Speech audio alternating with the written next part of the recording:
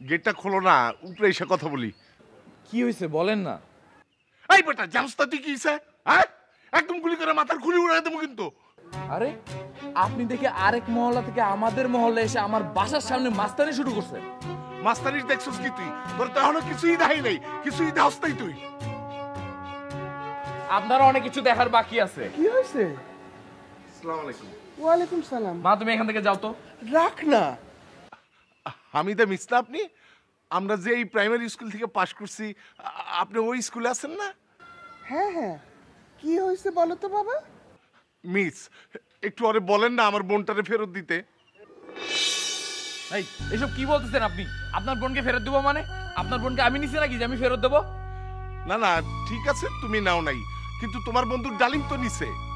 ডালিম নিলে ডালিমের বাসায় যান, ডালিমের বাসায় গিয়ে ডালিমের বোনকে ধরেন। এই বাসায় কি? এই বেয়াদব, এইভাবে ওনার সাথে কথা বলছিস কেন?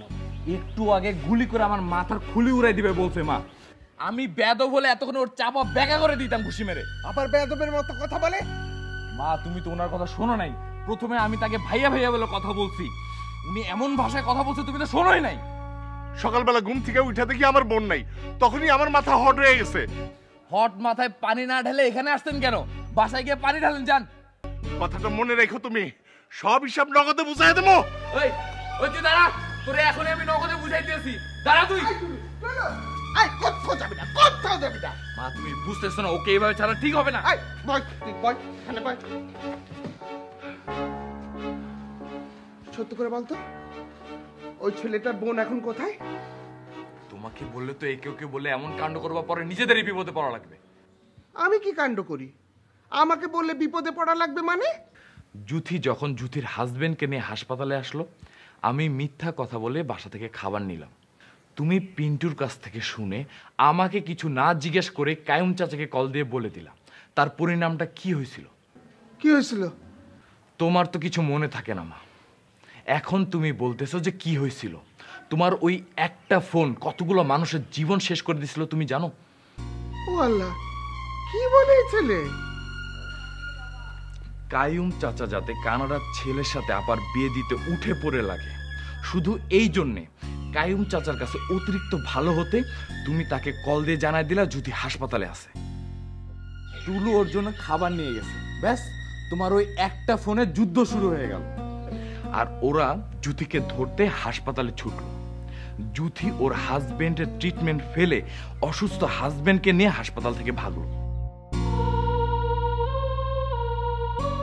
মানুষটা ওই কারণে অকালে মরলো বলে আমার ধারণা, কারণ মানুষটাকে আর হাসপাতালে ভর্তি করানো যায় না।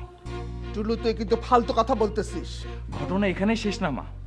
ওরা যখন হাসপাতালে জুথিকে পাইল না, তখন চড়াও হলো আমার উপর। সকালবেলা প্রথমে চাচা আসলো বাসায় জুথির ঠিকানা জানতে।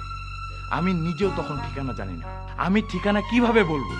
আমার কথা চাচা বিশ্বাস করলো না। তারপর আসলো মুকুল ভাই। ডালে মুকুল ভাইয়ের মাথা ফাটালো, পা ভাঙলো। আপার সাথে মুকুল ভাইয়ের সম্পর্কটা শেষ হয়ে গেল চিরতরে। আপার বিয়ে কানাডার ছেলের সাথেও হলো না, মুকুল ভাইয়ের সাথেও হলো না। খারাপ বিয়ে হয়েছে আমার মেয়ের? খারাপ বিয়ে হয়তো হয় নাই মা, কিন্তু মুকুল সাহেব কিন্তু এখনো ফুল টাইম পাগল। ও নিজের দোষে পাগল। আমি তো শেষ মুহূর্তে বিয়ে দিতে চাইছিলাম।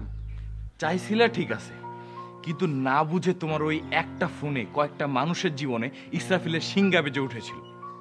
ওই ছেলের বোন কোথায় সেটা বল। ফোন টোন করে কাউকে কিছু জানাবা না, সেটা আগে বলো। না বলবো না, বল। আপার বাসায়।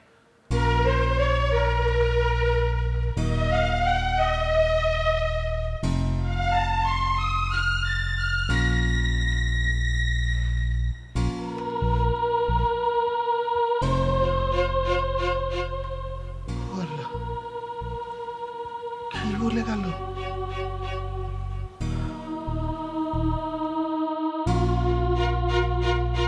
বছর শেষের খুশি নগদে হবে বেশি। নগদ পেমেন্টে নির্দিষ্ট ক্যাটাগরির কেনাকাটায় 300 টাকা পর্যন্ত ক্যাশব্যাক।